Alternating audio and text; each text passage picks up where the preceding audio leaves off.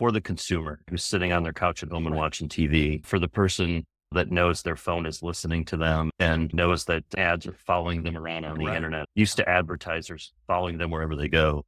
Can you pull back the curtain on connected TV and give me an example of how it works? A real life example of watching a game or watching a show. No, I have a great example. My daughter plays softball, and spring of 2023, I was watching a lot of softball.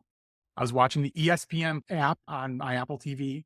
I started getting a lot of ads for a new campaign at the time for the great company called Great Lakes Brewing Company here in Cleveland. They had just debuted a very heavy IPA called Vivacious. And these ads, I saw them a lot. I knew that I was being targeted, at least because I'm in Cleveland. And I do have a love of craft beer and bourbon. I'm probably fitting into that cohort of craft beer fans too, and sports. So I think all those things go together. And I knew that I was more than likely targeted. It's stuck in my head ever since then.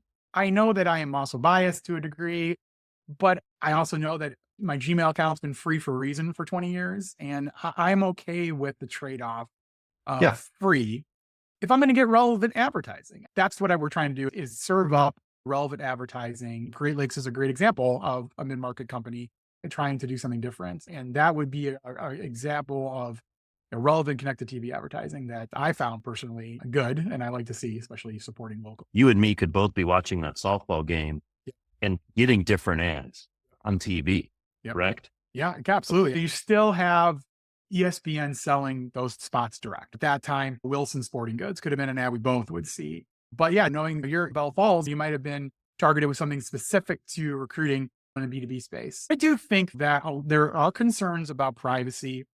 I want to say though, connected TV, by the very nature, it's not like your web browser. There's no cookie in connected TV. So there's a lot of other ways of targeting, but it's not cookie-based targeting.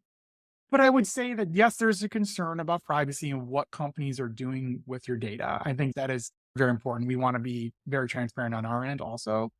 But again, this is the economic model of the internet. So it's like, there's got to be a trade-off, or you're going to pay for everything. And I don't think everybody wants to pay for every little thing that you're using right now.